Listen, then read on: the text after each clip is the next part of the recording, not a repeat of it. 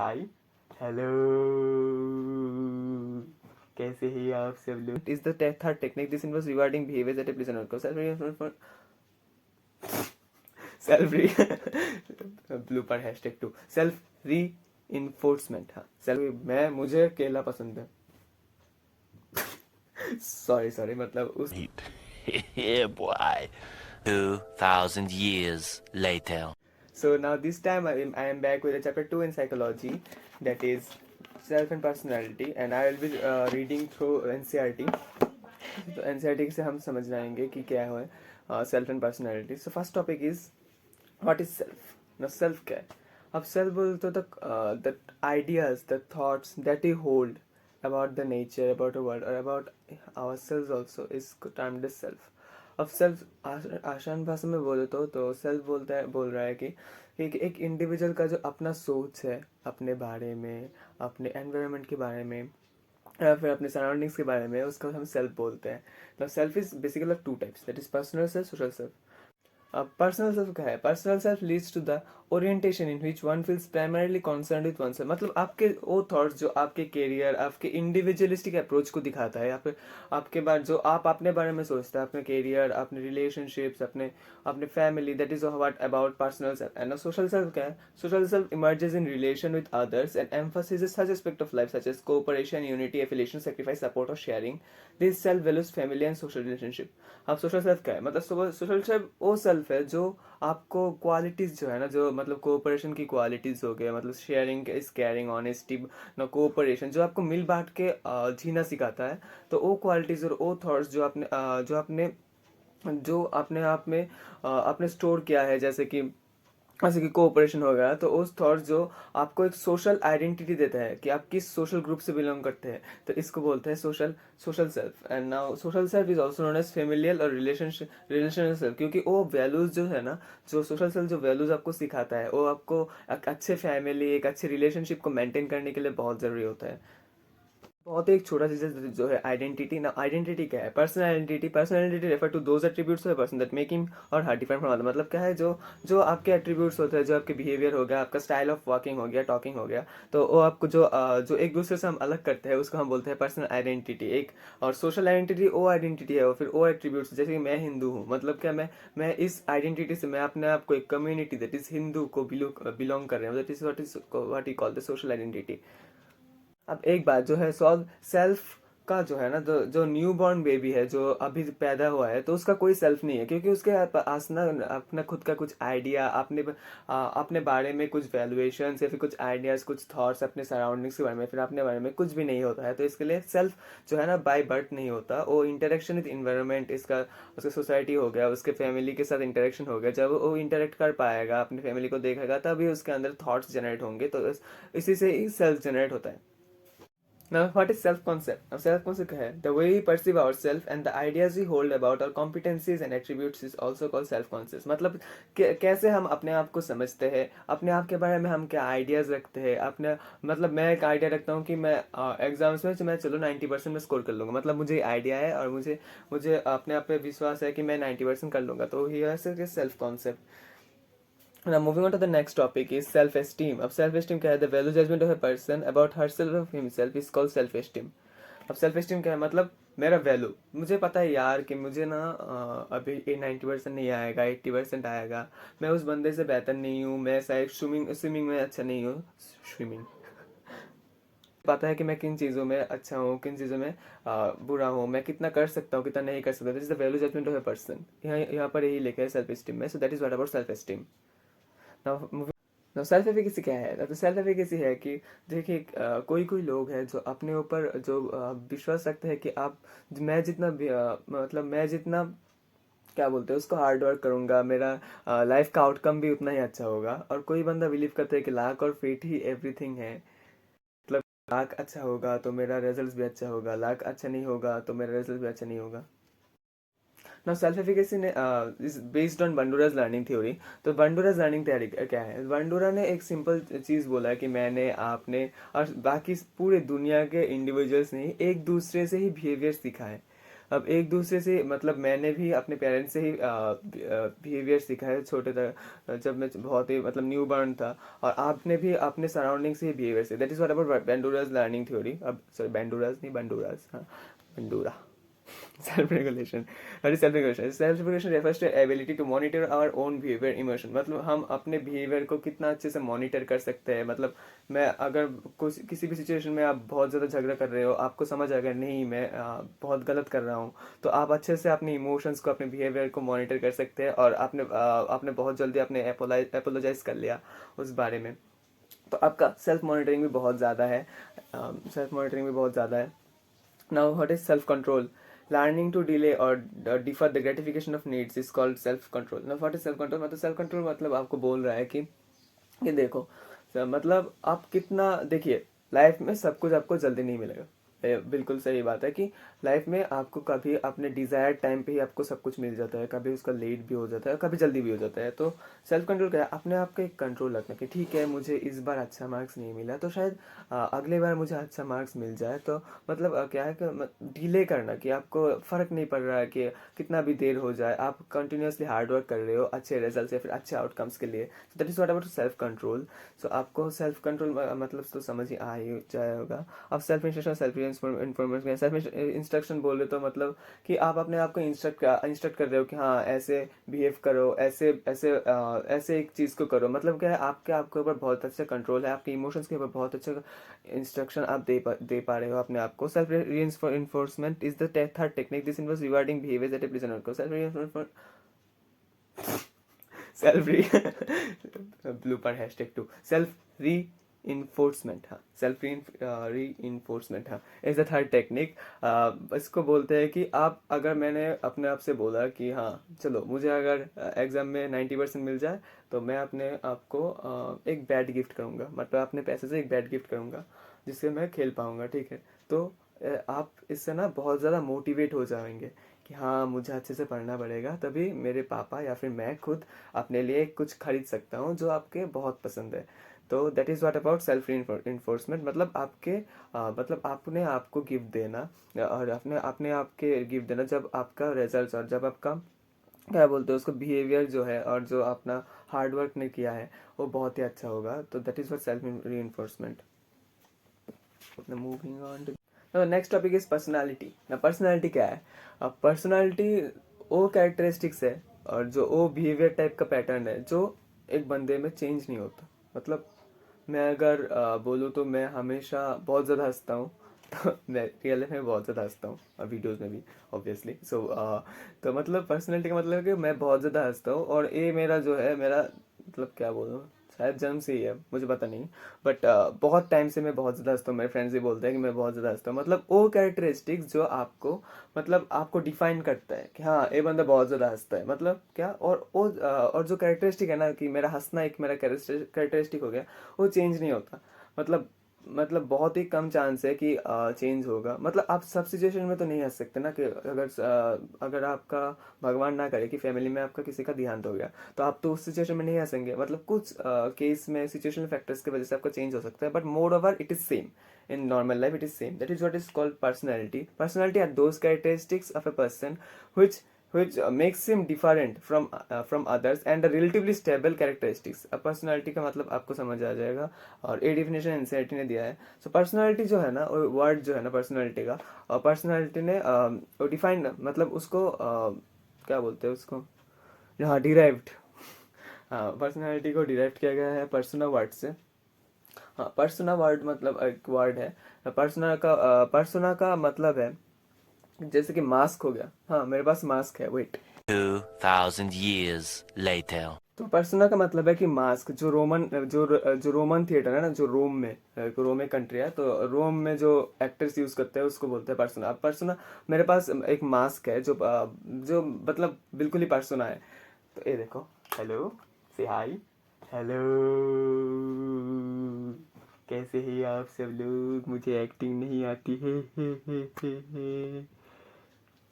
तो चलिए तो देन व्हाट इज पर्सन आपको समझ आ जाएगा, एक लैटिन वर्ड है, सब कुछ लैटिन से ही आता है, हाँ लैटिन। देन अब क्या बोलते हैं पर्सनालिटी, हाँ अब पर्सनालिटी के फीचर्स देख लो। फीचर्स है, it has both physical and psychological components. हाँ, फिजिकल जैसे कि हंसना हो गया, साइकोलॉजिकल कि मैं बहुत ज़्यादा, अगर मैं बहुत ज़्यादा डिप्रेस रहता हूँ तो ये मेरा साइकोलॉजिकल कंपोनेंट हो गया। तो मैं सबसे मैं डिप्रेस रहता हूँ तो उसको साइकोलॉजिकल कंपोनेंट बोलेगा। Its expression in terms of behaviour is fairly unique in given individual. हाँ, तो इंडिविजुअल बहुत यूनिक तरीके से बिहेव करते हैं, आपको सबको पता है, मतलब मेरा बिहेवियर आपका वगैरह सेम नहीं होगा। Then the main features do not easily change it, मैंने पहले भी डिस्कस कर चुका है। It is dynamic in the sense that some of its feature में change due to internal or external situation में भी मैंने पहले ही डिस्कस कर लिया है। सो पर्सनालिटी को स्टडी करने के लिए है ना, तो दो अप्रोचेस है, टाइप अप्रोच और ट्रेट अप्रोच। टाइप अप्रोच क्या है? टाइप अप्रोच मतलब है कि आपके बहुत एक बड़े डायमेंशन से पर्सनालिटी को डिफाइन किया गया। मतलब इसका मतलब क्या है? मतलब पर्सनालिटी जो है ना, उसको टाइप अप्रोच ने बहुत ही, मतलब क्या बोलूँ, ठीक नहीं हुआ मतलब बोलना, बट हाँ, वो जो टेक्निक्स है ना टाइप अप्रोच के, वो मतलब डिफाइन नहीं करते हैं पर्सनालिटी को बहुत अच्छे से। जैसे कि उन्होंने तो बॉडी टाइप के ऊपर भी पर्सनालिटी को डिफाइन कर दिया था कि हाँ, मोटा है तो उसका सॉफ्ट हार्ट होगा और उससे ब्रेनी नहीं होगा। वैसे से हमने बहुत सारे ऐसे फैटी पीपल्स को देखे हैं जो बहुत ही अच्छे हैं ब्रेन में। ना अगर मतलब पतला है तो तो मतलब क्या है को ब्रेन ही होगा, मतलब उससे मतलब क्लियर डिफिनेशन नहीं है और क्लियर डिफरेंशिएशन भी उसको में नहीं दिख रहा है। तो टाइप अप्रोच हो गया। और ट्रेड अप्रोच है बहुत ही, मतलब बहुत ही अच्छे से जिसको अप्रोच किया, मतलब मेंटल एबिलिटीज़ के ऊपर, मेंटल एट्रीब्यूट्स के ऊपर कि कितना इंटेलिजेंट है, कितना उसका कॉग्निटिव कैपेसिटी है, उसके ऊपर जब हम डिफरेंशिएशन करते हैं तो उसको हम ट्रेड अप्रोच करते हैं। Moving on to the next type, moving on to the next topic is type approach. So type approach क्या है? हमने अभी डिस्कस किया था। टाइप अप्रोच के बहुत सारे पार्ट्स है, दैट इज बहुत सारे लोगों ने टाइप अप्रोच को डिफाइन किया था। तो पहला है लाइक हिपोक्रेट्स। हिपोक्रेट्स का है, हिपोक्रेट्स है जो बहुत वेस्टर्न के साइकोलॉजिस्ट है, उन्होंने डिफाइन किया था सैंग्विन, फ्लैग्मेटिक, मेलांकोलिक एंड कोलेरी। वो चार ग्रुप्स में डिवाइड किया है। आपको सिर्फ इतना ही सीखना है कि सैंग्विन, फ्लैग्मेटिक, मेलांकोलिक और कोलेरी, इसके ऊपर बेसिक बहुत ज़्यादा इंफॉर्मेशन भी नहीं है कि किस टाइप में मतलब क्या फीचर्स है सैंग्विन का, फ्लैग्मेटिक का, उसमें बहुत ज़्यादा इंफॉर्मेशन हमारे बुक में भी नहीं है। और moving on to next differentiation is like Charak Samhita. Charak Samhita जो है हमारा आयुर्वेदा है, जो चरक संहिता हमारा आयुर्वेदा ने उसको तीन टाइप्स के डिफाइन किया था, दैट इज वाता, पिता एंड कफा। वाता, पिता एंड कफा में डिफाइन किया था पर्सनैलिटी को। वाता एक क्लास है, पिता एक क्लास है। जो मतलब वाता के लोग जो है वो एक टाइप ऑफ कैरेक्टरिस्टिक शो करेंगे, पिता के जो लोग हैं वो और एक टाइप की कैरेक्टरिस्टिक शो करेंगे, और कफा के जो लोग हैं वो और एक तरह के कैरेक्टरिस्टिक शो करेंगे जो बिल्कुल ही एक दूसरे टाइप से डिफरेंट होंगे। Now Charak Samhita, then this त्रिगुणास, देन नाउ कम्स त्रिगुणास। त्रिगुणास भी इंडिया के ही कॉन्सेप्ट है, एंशियंट आयुर्वेदा और सम वैदिक ट्रेट्स है, वैदिक से ही शायद, हाँ, त्रिगुणास। So Triguna is कितना Triguna is राजस गुणस, तामस गुणस एंड सद्मा गुणस। अब सद्मा गुणस में कौन लोग आते हैं भैया? सद्मा गुणस में जो हमेशा मतलब सद बात बोलते हैं। सद बात बोलते मतलब जो हमेशा ट्रूथफुलनेस दिखाते हैं, क्लीन लेते हैं, मतलब बहुत ही साफ सुथरा, उनका रूम भी बहुत अच्छे से मतलब प्लान्ड होगा, यहाँ पर बुक्स भी बहुत अच्छे से स्टैक्ड होगा। मेरे नहीं है, मैं दिखा भी नहीं सकता, इतना गंदा इतना गंदा एटमोसफेयर में मतलब क्या वीडियो बना रहा हूँ। देन क्या है, राजास। राजास गुणस क्या है? मतलब उनका बहुत ही ज़्यादा गुस्सा आएगा, वो बहुत अपने नीड्स को ग्रेटिफिकेशन नहीं कर पाएगा, मतलब अभी चाहिए तो अभी चाहिए, ऐसे ही राजास गुण है।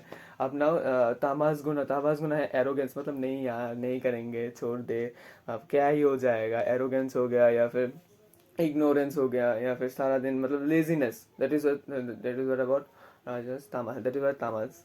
नाउ ना यहाँ पर जंग जो है और एक साइकोलॉजिस्ट है ना, जंग ने डिफाइन किया था इंट्रोवर्ट और एक्सट्रोवर्ट, जो कि बहुत ही अच्छा मतलब बहुत ही अच्छा डिफरेंशिएशन था।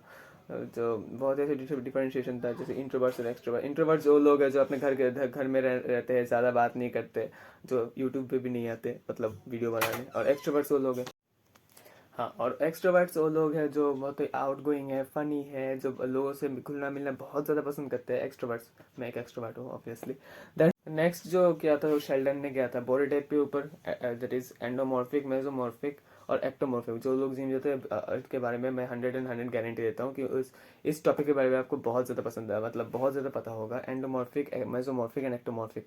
ना व्हाट इज एंडोमॉर्फिक? एंडोमॉर्फिक जो वो लोग हैं जो मतलब मोटे हैं, राउंड है, मतलब फैट है, बेसिकली जो बॉडी टाइप है फैट है, जो कि बहुत ही गंदा, मतलब क्या बोलूँ, जो कि बहुत ही गंदा एक डिफरेंशिएशन दिया है शेल्डन ने, ऐसा डिफाइन करना बिल्कुल भी ठीक नहीं है। Mesomorphic is like rectangular body shape, जिसका बॉडी बहुत अच्छा है, मतलब जो जिम जाता जाता है उसका, वो इसका स्ट्रेंथ अच्छा होगा, वो एक्टिव होगा, मतलब बहुत ही ज़्यादा एक्टिव होगा। उसका शायद एंगर इश्यूज रह सकते हैं, इसमें शेल्डन ने बोला। Ectomorphic, what is ectomorphic? Ectomorphic मतलब वो जो पतला है और जो बहुत ज़्यादा स्किनी है, ब्रेनी है, that is what about ectomorphic. Now moving on to the next topic is straight approach. Straight approach में मतलब तीन थ्योरी आप स्टडी करेंगे, Allport trait theory, then Eysenck's theory, then personality factor. ना एल्पोर्ट्स ने क्या बोला है? एल्पोर्ट्स ने बोला है कि एक इंडिविजुअल ने मैं जो एक इंडिविजुअल नंबर ऑफ ट्रेट्स को होल्ड करता है जो डायनामिक नेचर, मतलब मेरे अंदर एक नंबर ऑफ ट्रेट्स है जो मतलब ट्रेट्स क्या है, क्वालिटीज़ है, मेरे अंदर बहुत सारी क्वालिटीज है जो आपके आपके साथ नहीं भी मिलता होगा, मतलब जो यूनिक है, डायनामिक ही है इन नेचर। अब इन ट्रेड्स को उन्होंने तीन पार्ट में डिवाइड किया है, that is cardinal traits, central traits and secondary traits. अब कार्डिनल ट्रेड्स क्या है? कार्डिनल ट्रेड्स वो ट्रेड्स है जिसके अराउंड एक पर्सन का होल लाइफ रिवॉल्व करता है, मतलब वो गोल है, मतलब किसी का गोल है डॉक्टर बनना, किसी को गोल है इंजीनियर बनना, मतलब इन सब से भी अलग होकर कुछ बन जाना, बहुत ही अच्छा स्कोप है। तो हाँ, तो किसी का एम है डॉक्टर बनना, किसी का एम है इंजीनियरिंग बनना, उसके अराउंड ही वो बिहेव करने लग जाता है। जैसे कि एक एग्जांपल है कि मतलब हिटलर ने जो है ना, हिटलर का नाजिज्म, उसका नाजिज्म में उतना मतलब उतना वो एडप्ट हो चुका है, उतना डूब चुका था कि नाजिज्म में, कि उसका नाजिज्म ही उसको बर्बाद करके चला गया। This cardinal traits. Central traits sir मतलब उतना तो नहीं है कि पूरा लाइफ ही उसके अंदर गुजार दे, पर हाँ फिर भी इंपॉर्टेंट है, that is less pervasive in effect and but still quite generalize disposition. Example sincere, मतलब कोई बंदा सिंसियर है, कोई बंदा शाय है, कोई बंदा एक्सट्रोवर्ट है, कोई बंदा इंट्रोवर्ट है, वो सब सेंट्रल ट्रेट्स में आता है। Secondary traits lead generalize characters है, मतलब वो कैरेक्टर जो मतलब कोई मतलब इसका कोई वैल्यू ही नहीं है, मतलब कोई मुझे केला पसंद है। सॉरी मतलब उस सेंस में नहीं लेना। तो एक व्हाट इज सेकेंडरी ट्रेट्स का एग्जांपल हो गया। अब पर्सनालिटी फैक्टर देखते हैं। पर्सनालिटी फैक्टर ने क्या किया, ट्रेड को दो पार्ट में डिवाइड कर दिया, source traits and surface traits. Source traits में उन्होंने 16 ट्रेड्स को रखा जो कि प्राइमरी ट्रेड्स है, जैसे कि मैं खाने में बहुत अच्छा हूँ, मतलब मैं बहुत ज़्यादा खाता हूँ, मेरा शरीर देख के नहीं लगता, मुझे पता है। और मतलब source traits stable building blocks of personality, वो ट्रेड्स जो एक मतलब पर्सनैलिटी को बनाता है, जो ट्रेड्स है आपके अंदर जो पर्सनैलिटी को बनाते हैं उनको बोलते हैं सोर्स ट्रेड्स और प्राइमरी ट्रेड्स। अब सरफेस ट्रेस क्या है? जो सोर्स ट्रेस के इंटरेक्शन से ही सेकेंडरी सरफेस ट्रेस चलता है। जैसे कि मैं बहुत ज़्यादा खाता हूँ, एक सरफेस ट्रेट है, मतलब वो इतना इंपॉर्टेंट नहीं है। और सोर्स ट्रेस क्या है? मतलब कि सोर्स ट्रेस समझो कि मैं शाय हूँ, मैं शाय हूँ तो मैं ज़्यादा बोलूँगा नहीं, तो ये मेरा पर्सनैलिटी हो जाएगा। मतलब बंदो मुझे स्टार्ट करने मतलब मेरे फ्रेंड्स मुझे मुझे उनको फील होगा कि ये तो हमारे साथ बात ही नहीं करता, वो ज़्यादा बात नहीं करता, मतलब उसका पर्सनैलिटी ऐसा हो गया कि वो ज़्यादा बात नहीं करता। That is our personality factor, it is propose by Raymond Cattell. ठीक है। Now Eysenck's theory, H G Eysenck ने बोला कि देखो, reduce personality into two broad dimensions which are biologically and genetically based and subsume a number of specific traits। मतलब उसका जो theory है ना वो बहुत ज़्यादा बायोलॉजिकली और जेनेटिकली बेस्ड था। उन्होंने डिफाइन किया था कि न्यूरोटिसिज्म बस इमोशनल स्टेबिलिटी, पहला तो फैक्टर हो गया कि न्यूरोटिसिज्म बस इमोशनल, हाँ ये जो न्यूरोटिसिज्म बस इमोशनल स्टेबिलिटी है वो एक पॉइंट में ही है। न्यूरोटिसिज्म कौन है? जो मूडी है, जो एंजियस है, जो एंजाइटी से मतलब बीमार है, तो वो हो गया न्यूरोटिसिज्म। और इमोशनल स्टेबिलिटी जो काल में इवेंट टेम्पर्ड है, अपनी इमोशंस को बहुत अच्छे से कंट्रोल कर सकते हैं, उसको बोल सकते हैं इमोशनल स्टेबिलिटी। अब एक्सट्रावर्शन वर्सेस इंट्रोवर्शन। एक्सट्रावर्शन क्या है? जो एक्टिव है, मतलब आपको समझ ही आ गया, जो आउटगोइंग फन है, जो फन लविंग है। एंड देन इंट्रोवर्शन जो घर में बैठा रहता है, बुक्स पढ़ता है, मतलब सारा दिन घर में किसी के साथ बात करना उसका अच्छा नहीं लगता। तो आइजेंक्स थ्योरी, तो पहला तो पॉइंट आपने सीख लिया, अब दूसरा भी पॉइंट आपने सीख लिया। तीसरा पॉइंट जो बाद में दिया गया था, तो बेसिकली उसने बोलता है साइकोटिसिज्म वर्सेस सोशिएबिलिटी। साइकोटिसिज्म कौन है? मतलब जो हॉस्टाइल है, ईगोसेंट्रिक है, मतलब किसी बंदे में अगर बहुत ज़्यादा ईगो हो गया, किसी के साथ घुल मिलता नहीं है, उसको हम कहते हैं साइकोटिक बिहेवियर। और सोशिएबिलिटी मतलब क्या है? जो इंटरेक्ट करते हैं अपने अपने अपने सराउंडिंग्स के इससे बोलते हैं। इसके साथ हमारा आइजेंक्स थ्योरी खत्म हो चुका है। अब जो बहुत इंपॉर्टेंट अप्रोच है वो है साइकोडायनेमिक अप्रोच, जो कि टाइप और ट्रेट अप्रोच से बहुत ही अलग है। साइकोडायनेमिक अप्रोच को प्रपोज किया था सिगमंड फ्रॉइड, जो कि बहुत ही बड़े लेवल के साइकोलॉजिस्ट है सिगमंड फ्रॉइड। अब सिगमंड फ्रॉइड ने पहले तो अपने सिगमंड फ्रॉइड जो है ना, अपने मतलब इंटरनल डायनेमिक्स में, हमारे शरीर के अंदर के जो डायनामिक्स है और फिर अपने ब्रेन के अंदर के जो डायनामिक्स है उनमें बहुत ज़्यादा विश्वास करते रहते हैं। उन्होंने ना हमारे थॉट प्रोसेस को 3 पार्ट्स में डिवाइड करते हैं, कॉन्शियसनेस, प्री कॉन्शियसनेस और अनकॉन्शियसनेस। अब कॉन्शियसनेस क्या होता है? अब कॉन्शियसनेस बोले तो मतलब जो जो थॉट्स और आइडियाज़ आपको मतलब आपको एक फट से याद आ जाते हैं, जैसे कि मेरा एक आइडिया था, हाँ ठीक है, मैंने पढ़ लिया कि चलो बर्नआउट क्या है, बर्नआउट, हाँ बर्नआउट ये है कि mental state of mental mental emotional और फिजिकल बर्नआउट है, ठीक है ठीक है। तो ये मेरा हो गया कि हाँ मेरा बर्नआउट का कॉन्सेप्ट क्लियर है, हाँ हो गया। अब मुझे याद आ गया, अब क्या है प्री कॉन्शियस का है। मतलब प्री कॉन्शियस है कि मतलब आप समझो कि अपना एक्स, आपका एक एक्स था जिसका बर्थडे था, मतलब समझ लो कि, हाँ समझ लो कोई भी डेट ले लो, 13 जनवरी 14 जनवरी ले लो, कुछ भी ले लो, हाँ 13 जनवरी का डेट था समझो। और आपको आपको याद नहीं आ रहा कि हाँ मेरा, आपने आपको किसी ने अपने फ्रेंड को बोल दिया कि हाँ बोल, अंशुल कुछ भी नाम ले लो प्लीज, अंशु अंशु प्रिया का नाम बर्थडे कौन सी डेट में था, तो तुमने, मुझे तो याद नहीं पर हाँ मैंने ऊपर देखा, फिर मैंने बहुत ज़्यादा याद किया, हाँ मुझे याद आ गया 13 जनवरी, दैट इज़ व्हाट अबाउट मतलब क्या बोलते हैं उसको, प्री कॉन्शियस। मुझे पता है तुम्हारा भी बहुत बुरा कटा है, मेरा भी कटा है समझ लो, हाँ पर मैं अभी खुश हूँ। Unconscious is mental activities that people are unaware of, that is मतलब जो एक्टिविटीज आपके अंदर हो रहे हैं, मतलब कुछ थॉट्स और आइडियाज जो आपके मतलब जो आपके अंदर हो रहा है और हमको पता भी नहीं है उस आइडियाज और थॉट्स को, हम अनकॉन्शियस बोलते हैं। अनकॉन्शियस जो है वो बेसिकली डिजायर्स होता है, जैसे कि सेक्सुअल डिजायर्स हो गया, मतलब जो कि एनिमल ड्राइव्स है, मतलब दैट अराइजेस फ्रॉम सेक्सुअल, मतलब जो ऑल आइडियाज जो कि फैंटेसी होता है ना, जब आपने बहुत ही मतलब आजकल तो वो सब बहुत कॉमन है कि मतलब फैंटेसी, किसी का फैंटेसी हो जाता है, बहुत टाइप के बहुत लोगों के फैंटेसी हो जाते हैं, उसको मैं यहाँ पर डिस्कस नहीं करता कर सकता क्योंकि एक एजुकेशनल वीडियो है, तो मतलब उसको डिस्कस नहीं करते। फैंटेसीज को हम एक्चुअली अनकॉन्शियस में स्टोर करके रखते हैं। जो अनकॉन्शियस जो है ना, जो आपकी सेक्सुअल डिजायर्स की बातें हो गए, वो तो आप किसी के साथ भी आप डिस्कस नहीं कर सकते ना, जो कि आप अपने गर्लफ्रेंड के साथ भी डिस्कस कर सकते हैं, बट रेदर देन दैट आपके पेरेंट्स, आपके सोशल सोसाइटी में आप डिस्कस नहीं कर सकते। This can not be express openly and therefore be repressed or conscious from conscious, मतलब कॉन्शियसनेस में आप नहीं ला सकते। The constant struggle to find socially acceptable way to access unconscious awareness, मतलब क्यों हम अपने पार्टनर को चूज, मतलब क्यों हम अपने पार्टनर को ढूंढते हैं, क्योंकि हम उनको चाहते हैं कि अपने बातों के शेयर करना, सब कुछ शेयर करना, जो कि मतलब उन चीज़ों को भी शेयर करना जो हम किसी के साथ और किसी के साथ भी हम शेयर नहीं कर सकते। It is not about levels of consciousness, जो तीन है ना, कॉन्शियसनेस, प्री कॉन्शियस, अनकॉन्शियस को लेवल्स ऑफ कॉन्शियसनेस कहते हैं। नाउ अनकॉन्शियस को हम कैसे, मतलब कैसे मीन्स टू अप्रोच अनकॉन्शियस, कैसे अप्रोच करें। अब अनकॉन्शियस को जानने के लिए, जो थॉट्स एंड आइडियाज आपके अनकॉन्शियस में हो उसको तो आपको जानना पड़ेगा, तो उसके लिए हम ड्रीम एनालिसिस करते हैं, आपके सपनों को एनालाइज करते हैं कि हाँ ये ऐसा क्यों देख रहे हैं, ऐसा सपना क्योंकि ऐसा देख रहे हैं, क्योंकि मतलब समझ लो कि मैंने भूत का सपना देख लिया, तो इसका मतलब ये है कि मतलब बहुत प्रोबेबली बहुत ज़्यादा चांस है कि मैं बहुत डर गया था, मैं भूतों से डरता हूँ, और मैंने थिंक कर लिया अपने दिमाग में कहा हाँ, और वही जब सब चल रहा था, जब मैंने सो गया तो मुझे ड्रीम आ गया, that is dream analysis. Free association में क्या करते हैं थेरापिस्ट जो है, जो लोग साइकोलॉजिस्ट है, थेरापिस्ट है, वो तुमको बोलेगा कि आपने आंखें बंद कर लो, जैसे मेरी तरह पूरा आंखें बंद कर लो और बोल के अपने दिल में जो है सब कुछ बोल दो, और सब कुछ बोल दिया तो मेरा जो डिज़ायर्स है, मेरा विल है, जो डिज़ायर है, सब कुछ बाहर आ जाएगा, मेरा इस पर कोई भी कंट्रोल नहीं होगा।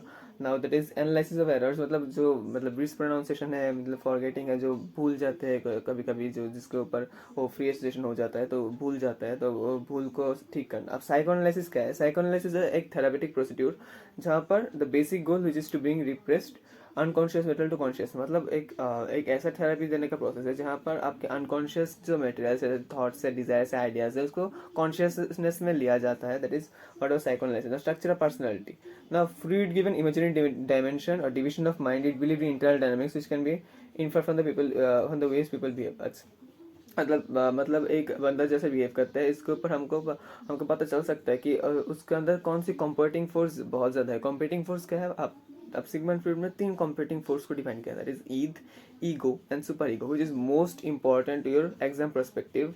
ना ईद क्या है, ईद मतलब जैसे कि आप एक समझ लो, एक तीनों को एक टैंक समझ लो, ईद का एक टैंक है, ना ईगो का एक टैंक है, और सुपर ईगो का एक टैंक है।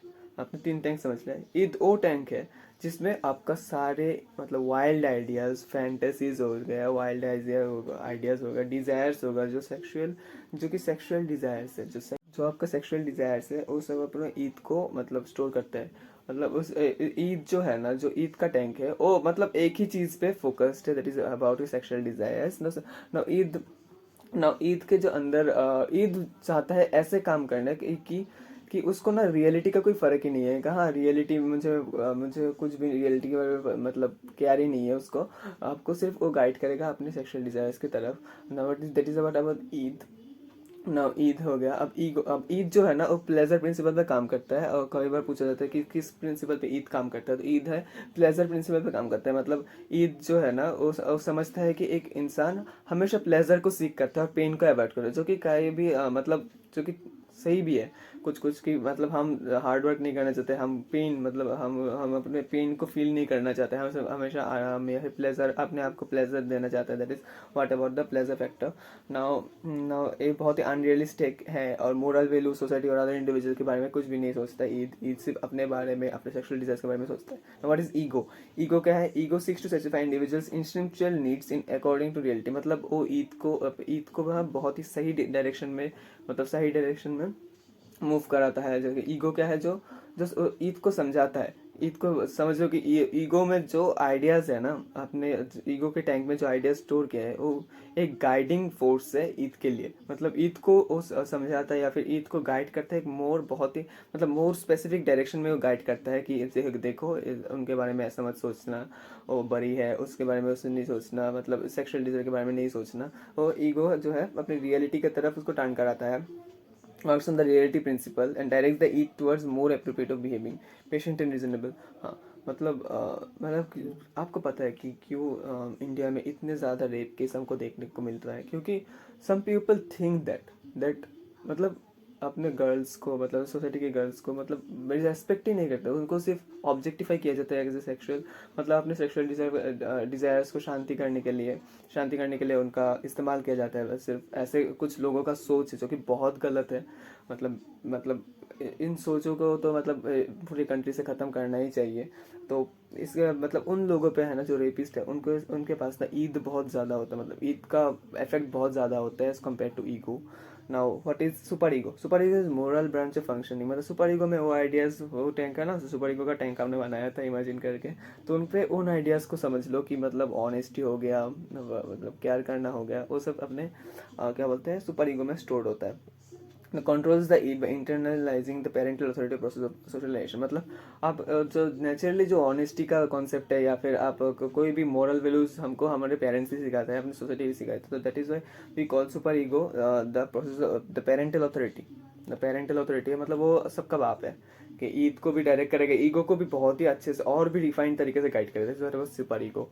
अब the another most important topic is ego defence mechanism. अब ईगो डिफेंस मैकेनिज्म क्या है? A defence mechanism is a way of reducing anxiety by distorting reality unconscious. मतलब मुझे मेरा एग्जाम समझ लो कि मेरा एग्जाम बहुत खराब गया, मैं फ्रस्ट्रेटेड हूँ, मुझे कुछ समझ नहीं आ रहा। फिर मेरा बॉडी है ना जो ऑटोमेटिकली, फिर मेरा बॉडी समझ लो, बॉडी क्या ना अप्रोप्रिएट नहीं होगा, मतलब मेरा माइंड है ना वो रियलिटी को ना मतलब अनकॉन्शियसली मतलब रिस्टोर कर देगा कि हाँ ये रियलिटी है। मतलब मैं समझ रहा हूँ आप क्या ही कर सकते हैं, मैंने तो एग्जाम ऑलरेडी दे दिया है, आप कुछ करना नहीं चाह सकते। मतलब हम हमेशा बोलते हैं ना कि हाँ एग्जाम अगर खराब हो गया तो मैम बोलते हैं कि थोड़ा तो टेंशन लेते हैं, फिर बोलते हैं कि हाँ यार क्या कर सकते हैं, आपने दे लिया। मतलब क्या उसने रियलिटी को फिर से आपके अपने माइंड में घुसा दिया है। हाँ आपके माइंड में उसको उसने घुसा दिया है रियलिटी को, जो आपके माइंड से बहुत ही पहले आप उसको अटेंशन ही नहीं दे रहे थे कि एग्जाम तो ऑलरेडी चला गया है, आप टेंशन करके आप क्या करोगे। तो उसको बोलते हैं डिफेंस मैकेनिज्म। डिफेंस मैकेनिज्म कैसे करता है? रिप्रेशन हो गया, प्रोजेक्शन हो गया, डिनाइल हो गया, फिर रिएक्शन फॉर्मेशन हो गया, रेशनलाइजेशन हो गया। पांच तरीके हैं, जैसे repression, projection, reaction formation and then denial and then rationalization. Now repression क्या है? Anxiety provoking behaviour, thoughts are totally dismiss with unconscious.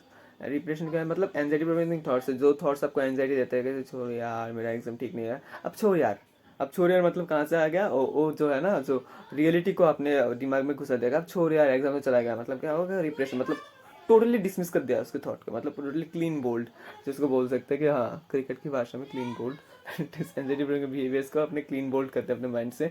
अब प्रोजेक्शन क्या है? People attributes their own traits to other. Projection मतलब क्या है? अपनी ट्रेट्स को, मतलब अगर समझो कि मैं कंजूस हूँ तो मैं समझ लाऊंगा वो भी कंजूस है, इसलिए तो मुझे पैसा नहीं दिया, हाँ इसलिए मुझे पैसा नहीं दिया। मतलब अपने ट्रेड्स को ना उसके ऊपर भी देखने लग जाता है कि हाँ वो भी बंदा मेरी तरह ही बिहेव कर रहा है। अपने स्पेशली बुराई को बहुत ज़्यादा देखते हैं लोग, ऐसे बोलता है। तो बस प्रोजेक्शन, उससे उससे आपको एक शांति मिलती है, मतलब कि हाँ ठीक है, मैं अकेला बुरा आदमी नहीं हूँ, वो भी बुरा आदमी है। डिनायल, डिनायल क्या है, personal totally refuses to accept reality, मतलब उसका एग्जाम खराब हो गया, अब मैं सोचूंगा नहीं यार मिल जाएंगे, अरे अच्छा ही हुआ है, चलो मुझे 50 तो मिल ही जाएंगे, मतलब ये हो गया डिनायल। अब रिएक्शन फॉर्मेशन क्या है, अब समझो कि बहुत ही ज़्यादा आपने मेंटली हिट हो गया, आपका ब्रेकअप हो गया, आपका बहुत ही लॉन्ग टर्म रिलेशनशिप था, आप उसके अचानक से ब्रेकअप कर लिया, शायद अपने पार्टनर चीट कर लिया, या फिर कुछ हो गया आपके आप दोनों के बीच जिसकी वजह से आपका ब्रेकअप हो गया। अब ब्रेकअप हो गया, अब सब लोग अपने दोस्त क्या करते हैं, दोस्त बोले अरे इसका ब्रेकअप हो गया भैया, कैसे हो गया, तो तुम्हारा मजाक भी उड़ा लेगा थोड़ा, पहले तो तुमको बहुत मतलब बहुत अटेंशन देंगे, फिर तुम्हारा मजाक उड़ाएंगे, तो आप उस मजाक से बचने के लिए ना अपने आप में ऐसा बिहेवियर लेके आ जाते हो कि नहीं मुझे तो फर्क ही नहीं पड़ता, एक्चुअली आपको पड़ रहा है, मतलब आप बोल रहे हो कि नहीं पड़ रहा, तो इसको बोलते हैं रिएक्शन फॉर्म, मतलब टोटली ऑपोजिट आप बिहेव करने लग जाते हो, जैसे कि मतलब जिस जिस तरह से आपको बिहेव करना चाहिए उससे टोटली ऑपोजिट आप बिहेव करना स्टार्ट करते हो, this is what is reaction formation. And rationalization, a person tries to make unreasonable feelings or behavior seem reasonable and acceptable, मतलब क्या बोले, एक पर्सन जो है ट्राइस करते हैं कि उसके अनरीजनेबल फीलिंग्स और बिहेवियर को रीजनेबल, मतलब कि देखो कि मेरा अनरियलिस्टिक फीलिंग है, मतलब हाँ मैं मतलब समझो कि मुझे मिल गया, हाँ मुझे बिना पढ़ाई करके 90 मिल जाए, अब उसका बहुत ही अनरीजनेबल है बिहेवियर है, मतलब उसको भी आप हम रीजनेबल करने के ट्राई करेंगे, जैसे कि हाँ अगर क्वेश्चन इजी आ गया तो मुझे 90 मिल जाएंगे, हाँ तो उसको रैशनलाइजेशन बोलते हैं, मतलब मुझे कुछ पढ़ा ही नहीं तो वो 90 कहाँ से आएगा। अब स्टेजेस ऑफ पर्सनैलिटी और साइकोसेक्सुअल डेवलपमेंट, अब स्टेजेस, अब क्या बोलते हैं, डेवलपमेंट को ना जो स्टेज में डिवाइड किया है वो भी एक साइकोडायनेमिक अप्रोच के अंदर ही पढ़ रहा है, जैसे कि 5 स्टेज है इसमें, oral stage, anal stage, phallic stage, latency and genital, ये 5 स्टेज है जो मैं अभी आपको दिखा दूंगा। अब एज क्या है, एज अब ओरल स्टेज जो है इन्फेंसी में स्टार्ट होता है, एनल स्टेज जो है 2-3 ईयर्स में स्टार्ट होता है, फेलिक स्टेज जो है 4 to 5 ईयर्स में होता है, लेटेंसी है जो 7 साल से पुबर्टी के 12 to 14 तक होता है, हाँ, और जेनिटल पुबर्टी से स्टार्ट होता है। यहाँ पर जो कहाँ कहाँ मतलब जैसे बच्चे, अब उनका प्लेजर क्या है, उसका प्लेजर सीइंग का सेंटर क्या है, जैसे कि छोटे बच्चे आपने देखा उंगली चूसते रहते हैं, तो अगर वो चूसते रहेंगे तो उसको प्लेजर, उसका प्लेजर पॉइंट मतलब उसको आराम मिलता है या फिर खुशी मिलते हैं अपने उंगली को चूसने में। अब 2 to 3 ईयर्स एनल स्टेज में एनस हो गया, फेलस हो गया, जेनिटल्स हो गया, मतलब मैं आपका स्क्रीनशॉट यहाँ पर डाल दूंगा, आप देख लेना, एक बार रिवाइज करके चले जाना, अगर पूरा टेबल को ना आप एक बार हमेशा याद कर लेना, क्योंकि एक बार मेरे जो है पर्सनली प्री बोर्ड्स में क्वेश्चन बहुत ही 5 मार्क में पूछा गया था, तो मुझे पता था इसलिए मैं, तो आता तो नहीं है पर फिर भी आप पढ़ लीजिए, Oedipus complex and electro complex. Oedipus complex है लव फॉर मदर, मतलब वो मतलब छोटे बच्चों में होता है कॉम्प्लेक्स, तो मेल बच्चों में जो है ओडिपस कॉम्प्लेक्स होता है, love for mother, hostility towards the father and for fear of punishment और कैस्ट्रेशन बाय द फादर, मतलब क्या है वो अपने मम्मी से प्यार करता है, उसको अपने पापा पसंद नहीं, क्योंकि वो पापा मतलब पापा मम्मी से बहुत ज़्यादा, मतलब पापा भी उसको पता है कि पापा मम्मी के हस्बैंड है, तो वो नहीं चाहता कि पापा मम्मी पापा को मतलब प्यार करे, उसको ना करे। Accept his father, accept his father's relationship with his mother and models his own behaviour to his mother. अच्छा मतलब इसको बोल रहे हैं कि हाँ उसने एक्सेप्ट तो कर लिया, हाँ ठीक है चलो वो तो उसका हस्बैंड है, पर उसका बिहेवियर भी उसके फादर की तरह हॉस्टाइल रहता है, क्योंकि वो चाहता है कि उसको अपने मम्मी से बहुत ज़्यादा प्यार मिले, और मतलब अपने पिता से भी उसका अपने पिता को जितना अपने मम्मी प्यार करते हैं उससे ज़्यादा उसका प्यार करे। और इलेक्ट्रा कॉम्प्लेक्स क्या है, उसको फीमेल में होता है, जो भी बच्चे में ही होता है, तो अटैचेस लव टू फादर, मतलब जैसे कि लड़के देखे पापा की परी, पापा की परी जो है मतलब वो मतलब अपने पापा को बहुत ही मतलब बहुत ही प्यार करते हैं, अपने पापा को एज ए हस्बैंड उसको देखना स्टार्ट कर देते हैं, and tries to symbolically marry him and raise family, मतलब उसके अंदर वर्ड थोड़ा सा देखा, हाँ अगर मेरे मम्मी की जगह मैंने शादी कर ली होती तो मेरे पापा से कितना अच्छा होता, तो उसको इलेक्ट्रा कॉम्प्लेक्स हो जाता है। नाउ नाउ यहाँ तक बहुत ही इंपॉर्टेंट पार्ट तो चला गया। अब पोस्ट स्टूडेंट अप्रोच में बहुत सारे मतलब क्या बोलते हैं थ्योरीज है जो इतने इंपॉर्टेंट नहीं है, मतलब कभी पूछा नहीं गया है इन थ्योरी के बारे में, बस 2 अप्रोच है, जो बिहेवियरल अप्रोच है और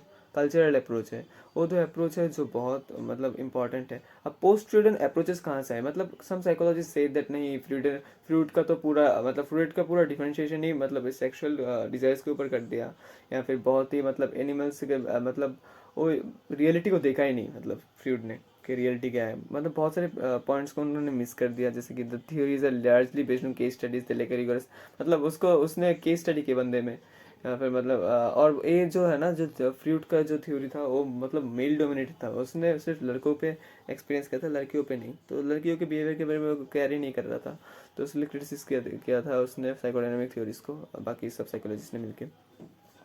अब बिहेवियरल अप्रोच क्या है? Focus on learning of stimulus response action. Behavioural approach बोलता है कि एक बंदे का पर्सनालिटी ऐसे ही होगा जिससे जैसे वो बिहेव करना सीखेगा अपने पेरेंट्स से ना। Focus on learning of stimulus, कैसे वो सीखेगा कैसे बिहेव करना है। And personality is the response of an individual is sample for advancing generalization. मतलब एक रेस्पॉन्स होगा इंडिविजुअल का, मतलब एडवांस करेगा, सीख के मतलब सब कुछ सीखेगा, वो सब कुछ सीख के बिहेव करना स्टार्ट कर देगा। The concept are not properly defined, it's difficult to submit them to scientific rest. मतलब ये देखो, सीख के लर्न करते हैं, और कॉन्सेप्ट जो है ना वो बहुत साइंटिफिकली डिफाइंड नहीं है, और जो साइंटिफिकली उसको एक्सप्रेस भी नहीं करा जा सकता है, तो इसलिए बोला है। अब कल्चरल अप्रोच बोला है, कल्चरल कंसीडर पर्सनालिटी एडaptation of individual group to demand of the ecology and culture.